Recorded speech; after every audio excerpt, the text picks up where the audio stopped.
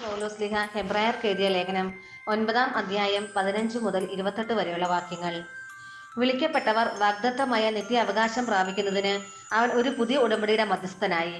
കാരണം ആദ്യത്തെ ഉടമ്പടിക്ക് വിധേയരായിരിക്കെ നിയമം ലംഘിച്ചവർക്ക് അവൻ സ്വന്തം മരണത്താൽ രക്ഷയായി തീർന്നു. മരണപത്രത്തിന്റെ കാര്യത്തിൽ അത് എഴുതിയവന്റെ മരണം സ്ഥിരീകരിക്കപ്പെടണം. മരണപത്രം സാധൂകരിക്കപ്പെടുന്നത് മരണശേഷം മാത്രമാണ്. അതുണ്ടാക്കിയവൻ ജീവിച്ചിരിക്കെ അതിന് ഒരു സാധ്യതയുമില്ലല്ലോ.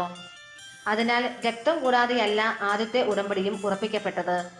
മോശ നിയമത്തിലെ ഓരോ കൽപ്പനയും ജനങ്ങളോട് പ്രഖ്യാപിച്ചപ്പോൾ അവൻ പശുക്കിടാക്കളുടെയും ആടുകളുടെയും രക്തം ജലത്തിൽ കലർത്തി ചെമന്ന ആട്ടിൻ രോമവും ഹീസോപ്പ് ചെടിയും ഉപയോഗിച്ച് പുസ്തകത്തിന്മേലും ജനങ്ങളുടെ മേലും തളിച്ചുകൊണ്ട് പറഞ്ഞു, ഇത് ദൈവം നിങ്ങളോട് കൽപ്പിച്ചിരിക്കുന്ന ഉടമ്പടിയുടെ രക്തമാണ്.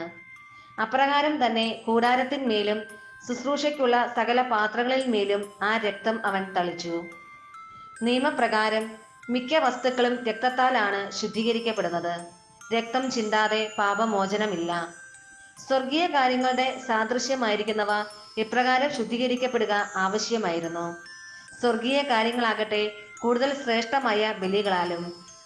മനുഷ്യനിർമ്മിതവും സാക്ഷാൽ ഉള്ളവയുടെ പ്രതിരൂപവുമായ വിശുദ്ധ സ്ഥലത്തേക്കല്ല, നമുക്ക് വേണ്ടി ദൈവസന്നിധിയിൽ നിൽക്കാൻ സ്വർഗത്തിലേക്ക് തന്നെയാണ് യേശു പ്രവേശിച്ചത്.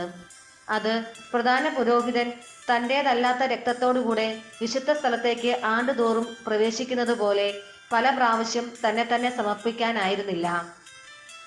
ആയിരുന്നെങ്കിൽ ലോകാരംഭം മുതൽ പല പ്രാവശ്യം അവൻ പീഡ സഹിക്കേണ്ടി വരുമായിരുന്നു. കാലത്തിന്റെ പൂർണ്ണതയിൽ തന്നെ ബലി അർപ്പിച്ചുകൊണ്ട് പാപത്തെ നശിപ്പിക്കാൻ ഇപ്പോൾ ഇതാ അവൻ ഒരിക്കൽ മാത്രം പ്രത്യക്ഷപ്പെട്ടിരിക്കുന്നു.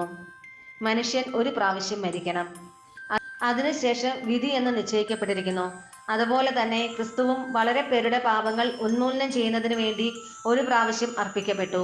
അവൻ വീണ്ടും വരും, പാപപരിഹാർത്ഥമല്ല, തന്നെ ആകാംക്ഷാപൂർവം കാത്തിരിക്കുന്നവരുടെ രക്ഷയ്ക്ക് വേണ്ടി. നമ്മുടെ കർത്താവായ മിശിഹായ്ക്ക് സ്തുതി.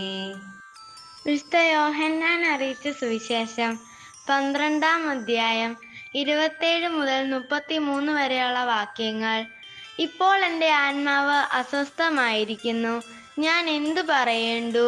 പിതാവേ, ഈ മണിക്കൂറിൽ നിന്ന് എന്നെ രക്ഷിക്കണമേ. അല്ല, ഇതിനു വേണ്ടിയാണോ ഈ മണിക്കൂറിലേക്ക് ഞാൻ വന്നത്? പിതാവേ, അങ്ങയുടെ നാമത്തെ മഹത്വപ്പെടുത്തണമേ.